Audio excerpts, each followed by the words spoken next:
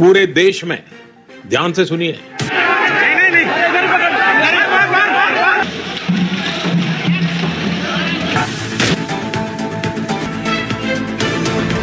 जी हाँ दोस्तों, बिल्कुल सही सुना आपने। कोरोना की दूसरी लहर ने देश में मचा दिया कहर, क्योंकि देश भर में कोरोना के मरीजों की संख्या रोजाना नए रिकॉर्ड बना रही है। आज देश में पहली बार कोरोना से एक दिन में मरने वालों की संख्या 1700 के पार कर गई है। भारत के पूर्व प्रधानमंत्री मनमोहन सिंह के सेहत को लेकर एक बड़ी खबर आ रही है। लॉकडाउन को लेकर गृह मंत्री अमित शाह का एक बड़ा बयान सामने आया है। इसी बीच भारत सरकार और स्टेट गवर्नमेंट ने मिलकर कई राज्यों, शहरों और अलग अलग जगहों पर लॉकडाउन, धारा 144 और नाइट कर्फ्यू का ऐलान किया है। ऐसे में आप लोगों को जान लेना चाहिए कि बीते 24 घंटों में भारत के किन किन शहरों और राज्य में लॉकडाउन लगा है, या धारा 144 लगी है, या फिर नाइट कर्फ्यू लगा है। क्या खुला रहेगा, क्या बंद रहेगा, सब कुछ इस वीडियो में जानने को मिलेगा। और भारत के सभी राज्यों ने बिना मास्क के पकड़े जाने पर जुर्माने की राशि की तय।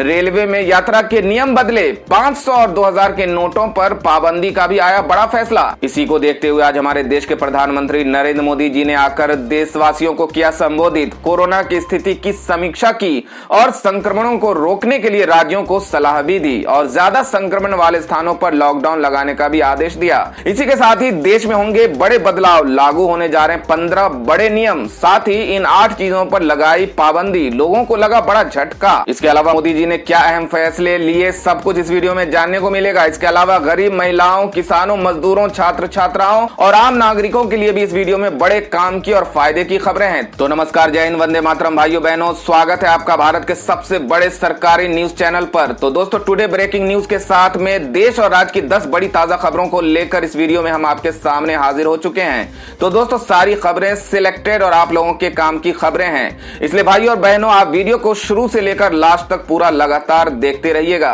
तो बढ़ते हैं आज की पहली बड़ी खबर की ओर। पूर्व प्रधानमंत्री मनमोहन सिंह हुए कोरोना संक्रमित, एम्स में कराए गए भर्ती। पूर्व प्रधानमंत्री डॉक्टर मनमोहन सिंह भी कोरोना की चपेट में आ गए हैं। सोमवार को मनमोहन सिंह कोरोना संक्रमित पाए गए, जिसके बाद उन्हें दिल्ली स्थित एम्स में भर्ती कराया गया, जहां उनका इलाज चल रहा है। 88 साल के मनमोहन सिंह ने हाल ही में वैक्सीन की डोज भी लगाई थी, लेकिन इसके बाद भी वो संक्रमित हो गए। मनमोहन सिंह और उनकी पत्नी गुरशरण कौर ने 4 मार्च को एम्स जाकर कोरोना वैक्सीन का पहला डोज लिया था। एम्स में मनमोहन सिंह को डॉक्टरों की एक विशेष टीम की निगरानी में रखा गया है, जहां उनकी हालत अभी स्थिर है। इलाहाबाद हाईकोर्ट का 5 शहरों में लॉकडाउन का आदेश, योगी सरकार का लागू करने से इनकार। कोरोना वायरस संक्रमण के बढ़ते मामलों को देखते हुए उत्तर प्रदेश की राजधानी लखनऊ समेत 5 शहरों में आज से लॉकडाउन लगाने का आदेश इलाहाबाद हाईकोर्ट ने दिया है। कोर्ट ने कहा है कि लखनऊ, प्रयागराज, वाराणसी, कानपुर नगर और गोरखपुर में आज रात से लॉकडाउन लागू किया जाए और 26 अप्रैल तक सब बंद रहे। योगी सरकार ने इस पर कहा कि कई पाबंदियां लगाई गई हैं, लेकिन 5 शहरों में लॉकडाउन नहीं लगाया जाएगा। यूपी सरकार की तरफ से कहा गया कि प्रदेश में कोरोना के मामले बढ़े हैं। इसको देखते हुए सरकार ने कई सख्त कदम उठाए हैं, आगे भी सख्त कदम उठाए जा रहे हैं। तो दोस्तों, अन्य राज्यों की तरह क्या उत्तर प्रदेश में भी लॉकडाउन लग जाना चाहिए? आप क्या सोचते हैं इस बारे में हमें कमेंट करके जरूर बताएं। तो बढ़ते हैं अगली बड़ी खबर की ओर। दोस्तों, खबरों में आगे बढ़ने से पहले जान लेते हैं आज के माइंड क्विज के सवाल को, जिसमें भाग लेकर आप अपने जनरल नॉलेज और अपनी जानकारी को बढ़ा सकते हैं। आज के माइंड क्विज का सवाल है, भारत के प्रथम राष्ट्रपति का क्या नाम था? इस सवाल का सही उत्तर नीचे कमेंट बॉक्स में देना है और साथ ही आप अपने नाम के साथ अपने शहर का नाम भी जरूर लिखें। तो बढ़ते हैं अगली बड़ी खबर की ओर। ब्रिटेन ने भारत को रेड लिस्ट में डाला, यात्रियों की एंट्री पर लगाया बैन। बता दें कि ब्रिटेन ने भारत को ट्रैवल रेड लिस्ट में शामिल कर दिया है। भारत में फैल रहे कोरोना संक्रमण को देखते हुए ब्रिटेन की सरकार ने यह फैसला लिया है। ब्रिटेन सरकार के नए आदेश तक भारतीय यात्रियों की एंट्री वहां नहीं होगी। कोरोना संक्रमण का हवाला देते हुए ब्रिटिश पीएम बोरिस जॉनसन के अपना प्रस्तावित भारत दौरा रद्द करने के कुछ घंटे बाद ही ये फैसला लिया गया है। ब्रिटेन में काफी लोग कोरोना के बढ़ते मामलों को देखते हुए भारत को रेड लिस्ट में शामिल करने की मांग भी कर चुके थे। तो दोस्तों, ब्रिटेन द्वारा भारत के यात्री की एंट्री को बैन करने के बाद क्या हमारे देश को भी ऐसे कठोर कदम उठाने की जरूरत है? क्या सोचते हैं आप इस बारे में? अपने सुझाव, अपनी राय हमें कमेंट करके जरूर बताएं। तो बढ़ते हैं अगली बड़ी खबर की ओर। पश्चिम बंगाल चुनाव को लेकर बीजेपी का बड़ा फैसला, 500 लोगों की ही रैलियां करेंगे मोदी। बता दें कि पश्चिम बंगाल में कोरोना के बढ़ते मामलों को देखते हुए भारतीय जनता पार्टी ने रैली को लेकर बड़ा फैसला किया है। बीजेपी अध्यक्ष जेपी नड्डा की ओर से लिए गए फैसले में कहा गया कि किसी में 500 से ज्यादा लोगों की मौजूदगी नहीं होगी। यहां तक कि पीएम नरेंद्र मोदी और अन्य केंद्रीय मंत्रियों की जनसभाओं को लेकर भी ये नियम लागू रहेगा। बंगाल चुनाव में 5 चरणों का मतदान हो चुका और 3 राउंड अभी बाकी है। तो दोस्तों, देश में फैलते महामारी को देखते हुए बीजेपी के इस कदम के बारे में आप क्या कहना चाहेंगे, क्या सोचते हैं इस बारे में हमें कमेंट करके जरूर बताएं। तो बढ़ते हैं अगली बड़ी खबर की ओर। राजस्थान में 3 मई तक लॉकडाउन, जानिए लॉकडाउन 2021 की पाबंदियों और छूट की पूरी जानकारी। बता दें कि राजस्थान में कोरोना वायरस की दूसरी लहर खतरनाक होती जा रही है। ऐसे में राजस्थान की अशोक गहलोत सरकार ने वीकेंड लॉकडाउन को 15 दिन आगे बढ़ा दिया है। अब राजस्थान में 3 मई तक लॉकडाउन होगा। इससे पहले शनिवार और रविवार को वीकेंड लॉकडाउन लगाया गया था। रविवार को सीएम ने कोरोना मामलों की समीक्षा की और फिर देर रात 3 मई तक लॉकडाउन लागू करने के आदेश जारी किए। अब जान लीजिए क्या बंद रहेगा और किस पे छूट रहेगी। बता दें कि टीकाकरण स्थलों पर जाने की अनुमति होगी, शादी अंतिम संस्कार में तय लोगों को जाने की छूट, फसल खरीद की छूट, मेट्रो स्टेशन और एयरपोर्ट से आने जाने वालों को सफर का टिकट दिखाना होगा। राज्य में आने के लिए 72 घंटे पहले की RT-PCR नेगेटिव रिपोर्ट जरूरी। रसोई गैस बुकिंग पर धमाकेदार ऑफर, 809 रुपए की LPG सिलेंडर पाए मात्र 9 रुपए में। जाने क्या है पूरा प्रोसेस। बता दें कि रसोई गैस की बढ़ती कीमत आपके घर के बजट को बिगाड़ सकती है। पिछले कुछ समय से LPG गैस सिलेंडर के दामों में लगातार तेजी आ रही है। ऐसे में आपको मोबाइल वॉलेट कंपनी पेटीएम बड़ा ऑफर दे रही है। अगर आप अपने गैस सिलेंडर की बुकिंग मोबाइल वॉलेट पेटीएम के जरिए करते हैं तो आपको 800 रुपए तक का कैशबैक मिल सकता है। यानी आपके लिए सिलेंडर की कीमत मात्र 9 रुपए की होगी। दिल्ली रेलवे स्टेशन पर तुरंत प्रभाव से प्लेटफॉर्म टिकट की बिक्री बंद, बढ़ते कोरोना को देखते लिया गया फैसला। बता दें कि दिल्ली में कोरोना की हालत बेकाबू हो रही है। रोजाना कोरोना मरीजों की आंकड़ा बढ़कर दर्ज हो रही है। ऐसे में कोरोना की रफ्तार को रोकने के लिए दिल्ली में आज रात जैसे 6 दिनों तक लॉकडाउन की घोषणा कर दी गई है। इधर आज से 26 अप्रैल सुबह 5 बजे तक लगाए गए कर्फ्यू के मद्देनजर दिल्ली मेट्रो की सेवाएं भी सुबह 8 बजे से सुबह 10 बजे तक और शाम 5 बजे से शाम 7 बजे तक जारी रहेंगी। ऐसे में 30 मिनट के गैप में मेट्रो चलेगी। वहीं अब दिल्ली डिवीजन में सभी स्टेशनों पर भी बड़ा कदम उठाया गया है। बता दें कि दिल्ली डिवीजन में सभी स्टेशनों पर रुकने के लिए प्लेटफॉर्म टिकट की बिक्री तुरंत प्रभाव से बंद कर दी गई है। ऐसा स्टेशनों पर लोगों की भीड़ से बचने के लिए किया गया है। दोस्तों, अगली बड़ी खबर महाराष्ट्र से आ रही है। बता दें कि शिवसेना ने बीजेपी पर लगाया बड़ा आरोप, कहा कानून और हेल्थ सिस्टम बिगाड़ने की साजिश।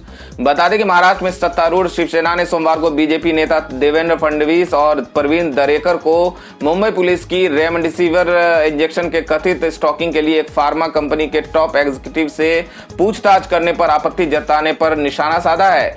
शिवसेना ने कहा कि यह कानून और स्वास्थ्य व्यवस्था को बिगाड़ने की साजिश है। शिवसेना के अपने मुखपत्र सामना में बीजेपी पर स्पष्ट एजेंडा रखने का आरोप लगाते हुए कहा कि महाराष्ट्र सरकार का कोरोना की स्थिति को संभालने में विफल हो रही है।